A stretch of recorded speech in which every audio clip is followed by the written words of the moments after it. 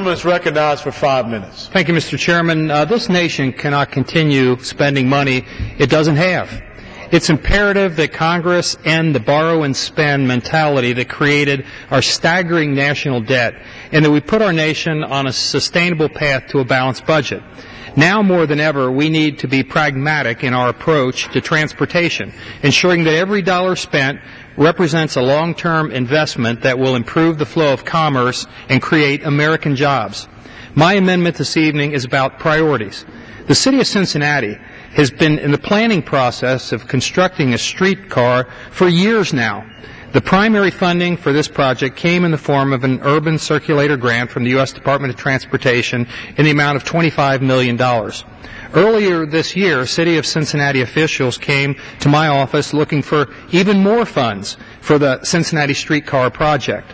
The total cost is expected to be well over $120 million for a 4-mile loop connecting only 2 Cincinnati neighborhoods with little to no positive impact on traffic congestion, freight, or our aging infrastructure.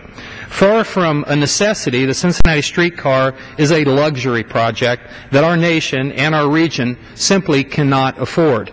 Imprudent and irresponsible spending of taxpayer dollars on discretionary projects like this must stop.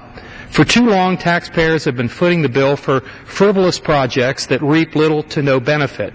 Much like the bridge to nowhere, this streetcar to nowhere is yet another instance of wasteful government spending. My amendment simply says, no more funding for this streetcar in my own district.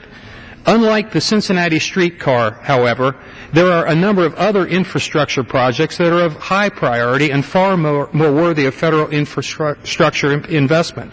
In particular, there are 2 ready-to-begin projects that would have a direct impact on Cincinnati's economy and create permanent jobs.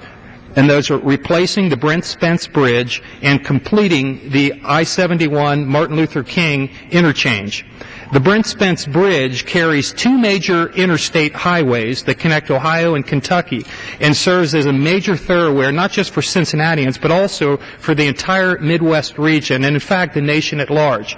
Furthermore, this bridge rests on one of the busiest freight routes in North America and is estimated to carry 4% of the nation's gross domestic product annually. The Federal Highway Administration has declared the Brent Spence Bridge functionally obsolete, indicating that the current state of the bridge does not meet today's standards. Currently, this bridge carries 170,000 vehicles on average per day, which is more than double the 80,000 that it was designed to carry. Replacing this bridge would save an estimated $748 million in congestion costs annually, savings that would grow in real dollars to $1.3 billion annually by 2030. The other worthy project I mentioned, the Martin Luther King interchange plan, has long been on the minds of businesses and citizens in our region, so much so that stakeholders have their own money in this plan. Unlike the streetcar to nowhere, the completion of this much-needed project would have a direct impact on one of Cincinnati's most important economic hubs.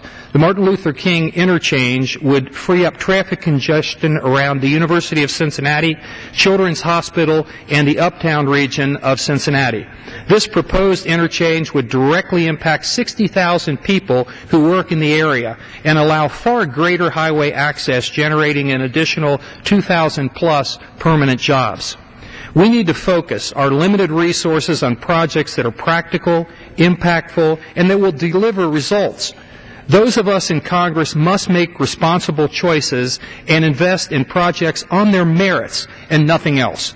We owe it to the American people to invest only in those projects that will produce real results, keep us competitive, and most importantly, create American jobs. And I yield back. Gentleman yields back his time.